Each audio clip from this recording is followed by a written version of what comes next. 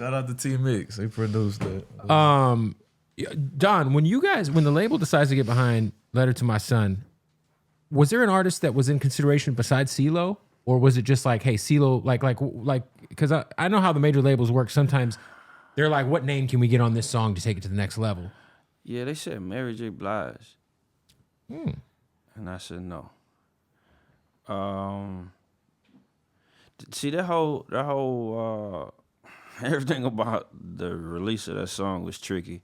Because in real time, that song's never been added to radio. It seems like it was, but it never really was. Around this time, Cool and Dre are going to the office to network politic, and I'm a firm believer of a united front. Even though we weren't on the same page, individually. Yeah, I didn't want to go in and be pressing for one thing, and they're pressing for the opposite thing, because then we look foolish. So I'm under the impression that they're going in and they fighting for this situation. Later, I found out they weren't, so I don't really know what, if anything, they told me was true. But at that point in time, they told me that Jimmy Iovine requested that we put a hook on the Letter to My Son record.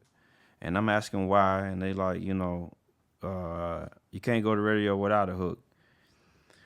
So we battled with that for a second, and I explained to him, the record is too, I'm too connected to this record for me to change it. Right. Yeah. If it's got to be changed. By the way, I hate the CeeLo version.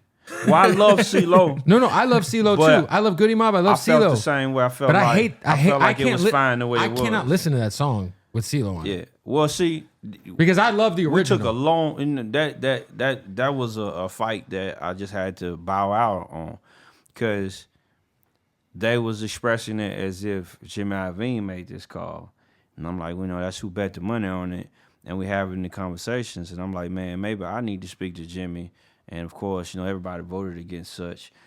But we sat down, they was like, it's got to have a hook. And I'm like, man, I don't even know how you split this song up into 3 verses. I'm like, there ain't no stopping points in that. Yeah, So, they came with a few versions. I picked the best one of the however many it was that they played for me.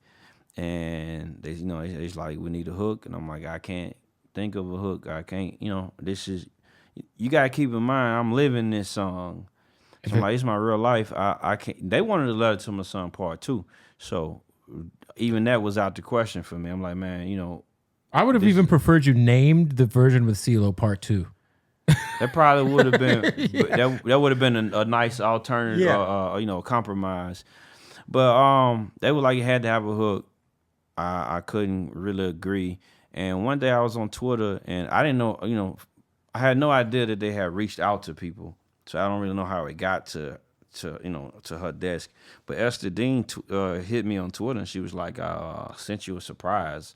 And I'm like, okay, I don't know. It's about the time she had a big record. Well, she was pumping. She had a huge record. She had a lot of shit going. So I was already familiar with her and familiar with most of the projects she worked on. So when she sent me this, I was confused. I was like, maybe she tweeted me on accident. And then shortly after, I want to say Dre hit me, and he was like, we got the hook back. I want to play the hook for you.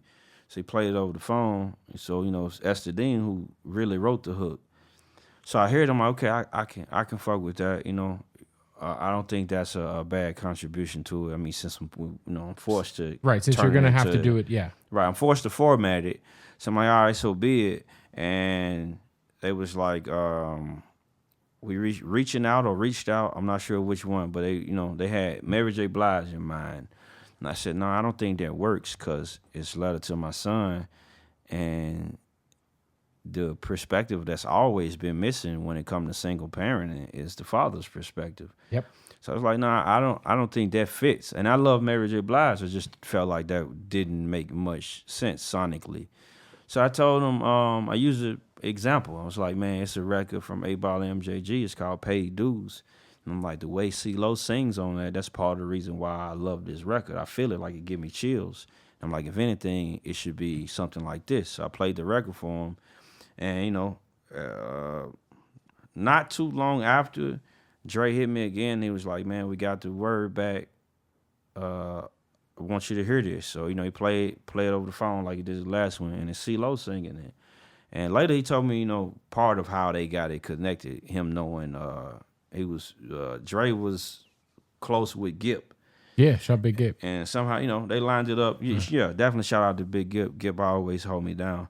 But they worked it out, and it ended up being CeeLo on the record, and we put the move in place, and we didn't have to do, I thought we had to do. Well, we had to shoot the video. And right before we shot the video, I had to sign the agreement to, for CeeLo to be a part of it. And I'll never forget that we paid CeeLo $100 for the vocals, $100 to do the video, and in the contract, it says that he is not obligated to perform in any medium. After you do the video, after you do the video, he's not obligated to be present for any performance of the song. So we paid him $200 and then paid another $100 to get the video filmed, and then it was in limbo. Every other day they tell me we're going for an ad date. Ad date gonna be this day. Ad date gonna be that day, and they never got an ad date. So after a year of them doing that, for a whole year, they was coming back to me saying, ad date gonna be this day, that day. So not a calendar year, not January to December, whatever month we was on. It made its way back around. I peeped that in my email. I'm reading the email, and I just happened to tap the button to see where the original email. Right. And I'm like, man, it's been a year. Not a year till that day, but a year to the month. So this conversation started in October, here we are a year later in October, and you're telling me we're gonna go for an ad date. So that was the conversation or the email that let me know there wasn't no salvaging the record. Or the record deal. Oh, the deal, okay. Right, because I can't see that. You told me it came from Jimmy. If it came from Jimmy, then it was supposed to be urgent. I can't see something being urgent and taking 12 months to be accomplished. And I'm watching people get ad dates a lot sooner. I was signed at the same time as Kendrick Lamar and Mindless Behavior. Kendrick Lamar had a record before that Swimming Pools record. Yeah, he had I don't know the name of it. What was the original single? It wasn't the Recipe. No, he started with records with Dre. But either way, I watched songs that weren't even created yet. You're talking about going to radio. Right, Yeah. right. That's what I mean. I said I was in the studio with Dre while he was recording one. So of you them had records. you were signed to Cool and Dre, Right, to their production company, right? But okay. I'm talking about Dr. Dre. I was in the studio with Dr. Dre when he was recording one of the records that Kendrick Lamar ended up being on. So I watched the record that was recorded after me. Right. Come out and be worked to radio. Right. Well after me. Now I understand it's Dr. Dre, but I seen it a few times. I saw Mindless Behavior record do the same thing, and a few other people that were under Interscope. So I gathered then that maybe this is not Interscope's doing. Maybe what I've been told ain't legit. Maybe all of this was a play. And then, it's a few people in Interscope I got to know, Mar Brown and Mel Carter. Rest in peace to Mar. Well, both of them, they both passed. Okay, I don't know Mel, so. But yeah, those were two of the people who helped me navigate through the whole situation. I ended up getting out of the situation and not owing anything. Especially, we spent $300,000 on a that's a record lot that of money. Never went to radio. That you never that's like what that's in 2020. Like, yeah, that's crazy. It's like 2011. Just 2011, yeah. But that was wild. But from that, so the Letter to My Son record, this guy, it always has had a different